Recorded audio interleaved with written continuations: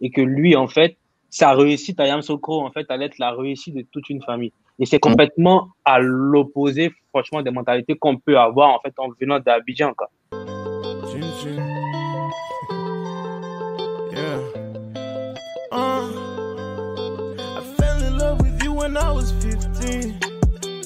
Petit garçon connaît pas le goût de cyprine. Wow, I'm always ready if it go down. Je parle en langue, l'esprit est sain, jamais je vends l'âme. J'suis sur scène, les gars se font des films, fuck tes pronostics. J'suis tellement fort, déjà c'est prototype. Ce frère me fait des signes, toi c'est clin d'œil qui a te tué. Touche à mes soeurs, je sors le stick. Tu crois pas, man, faux. Pas peur de mauvaises nouvelles, non. On est trop habitués. 2020 vision, on reste focalisé. La vie m'a conjugué à presque tous les temps. On dit on parie sur ma mission, pas on fait sa mise. J'suis ton Nushima, moi je peux pas choco. Si je fais un check, je peux pas laisser Enfin, moi, personnellement, je pense, enfin, il y a plusieurs choses, hein, mais je pense qu'il y a trois choses qui sont, je pense, qui sont fondamentales, qui reviennent à chaque fois. Les premiers sujets à chaque fois, c'est les sujets de base, l'accès aux services de base, l'éducation, la santé, puis l'intégration professionnelle. Ça, c'est la première chose. La deuxième chose, je pense, c'est tout ce qui est limitation, enfin, tout ce qui est limitation des flux migratoires aujourd'hui. La jeunesse estime qu'on n'intègre pas dans le processus global. Elle estime que on ne la considère pas si c'est pas pour des élections. Elle estime que aujourd'hui, elle a peu de chances, en tout cas, de s'épargner dans ce pays. Donc, enfin, on se retrouve avec tous ces flux migratoires, des gens qui prennent des bateaux, des pirogues, machin, etc. Et puis, je pense que la troisième chose, c'est, en fait, c'est ça, hein, c'est finalement, moi, j'appelle ça création de valeur, mais c'est vraiment aujourd'hui de permettre, en fait, à la jeunesse, aux gens qui ne veulent pas rentrer dans les schémas classiques de salariat, etc., de pouvoir entreprendre. Donc, c'est comment, en fait, on permet à ce type de personnes-là aujourd'hui d'avoir, par exemple, de l'accès au crédit pour pouvoir, en fait, monter leur projet et puis être indépendant. Ok, super. Donc, ouais, effectivement, voilà, c'est ces problèmes-là qui reviennent, que ce soit chez nous en Côte d'Ivoire ou sinon même dans notre sous-région, dans les autres pays. Mais voilà, mais aussi, je pense qu'il y a un problème, en fait, qui agit un peu, on va dire, comme une forme de trappe en fait, tant que ce gros problème-là va toujours exister, on ne pourra pas se dégager des autres problèmes ou surpasser les autres challenges. Et donc, en fait, ce problème-là, il se décline de deux manières. Tout d'abord, la précarité. Et donc, ce que j'appelle précarité, en fait, on peut dire que voilà, c'est la pauvreté ou sinon, en fait, c'est la prépondérance de nos populations rurales, hein, parce que voilà, dans tous ces territoires-là, les populations, on va dire, d'autres soucis plutôt que d'envoyer leurs enfants à l'école pour telle ou telle éducation, etc. En fait, ces populations-là ont besoin de vivre pour aujourd'hui. C'est-à-dire, aujourd'hui, quand on se lève, on fait quoi pour manger à midi, on fait quoi pour manger le soir. Voilà. Et du coup, en fait, ça fait que les populations ou même les enfants, surtout la jeunesse, voilà, donc va un peu reléguer l'école au second plan pour aider les parents, que ce soit financièrement ou sinon même dans les tâches selon ce que le papa ou la maman fait. Voilà. Donc, en fait, c'est aussi cette précarité-là qui constitue un réel problème, pardon, pour moi. Et en plus de cette précarité-là, moi, je pense que un autre problème qui pèse, en fait, généralement, c'est surtout les mentalités. Et en fait, ces mentalités-là, certes, voilà, dans la population rurale également, mais même dans les populations urbaines, voilà, dans d'autres classes de population, si je puis dire ainsi, voilà, il y a toujours des fois un niveau de mentalité qui fait que voilà, la jeunesse n'a pas toujours tendance à casser le glass ceiling, en fait, voilà, n'a pas toujours tendance à s'épanouir, que ce soit professionnellement ou même autrement dans le développement économique du pays, quoi. Bah, peut-être pour revenir sur ce que Fabien disait, et en fait, ça, c'est vrai que c'est un gros sujet.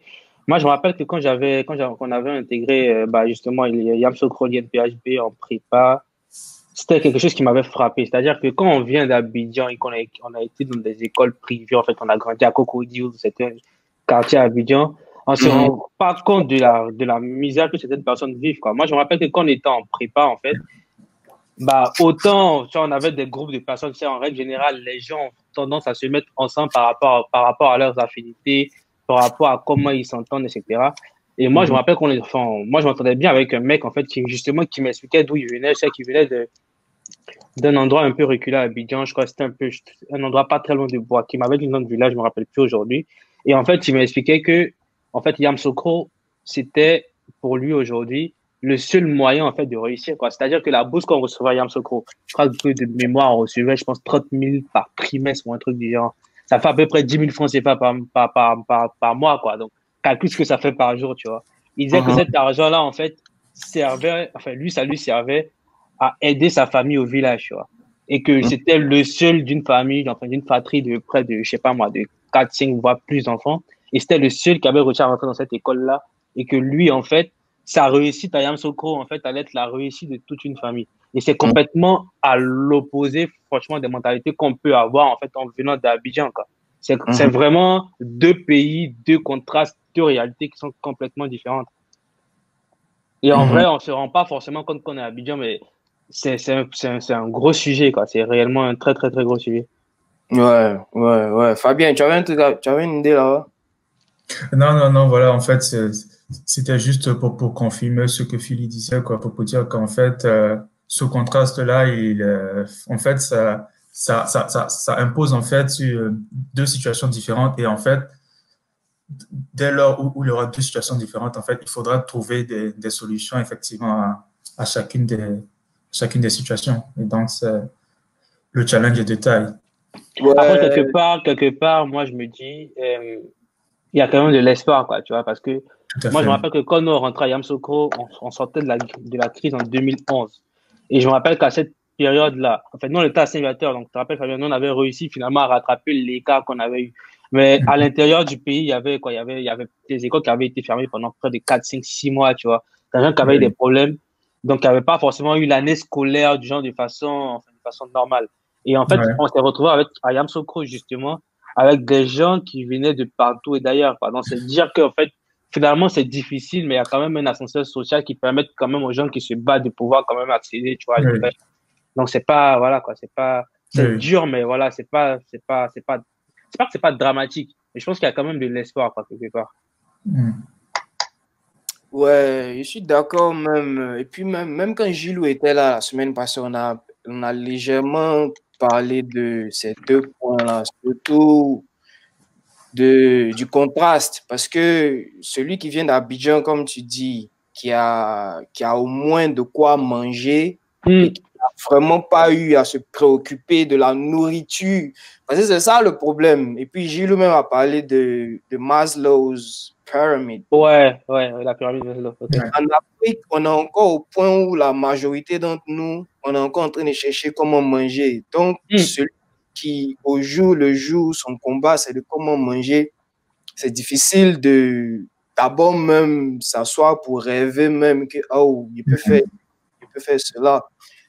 Donc, ça, c'est un très bon point. Mais comme aussi Philly le disait, c'est vrai que le défi est de taille, mais c'est pour ça que la communication est importante, dans le sens de le défi est de taille, mais il y a Ibrahim aussi qui disait ça, je crois, dans le deuxième live, où quelque chose peut se faire à de micro-level, c'est-à-dire des petites solutions qui peuvent régler peut-être pour des problèmes d'une petite concentration, et de concentration en concentration, ça commence à augmenter. Mais on est tous d'accord que dans tous les cas, il y a de l'espoir. Maintenant, ce qui est important, c'est de communiquer pour trouver les solutions. La famille, j'espère que vous avez bien aimé la vidéo. N'oubliez pas de cliquer sur subscribe, souscrivez à la chaîne, cliquez sur subscribe, activez la cloche de notification et on s'attrape à la prochaine vidéo. Let's go!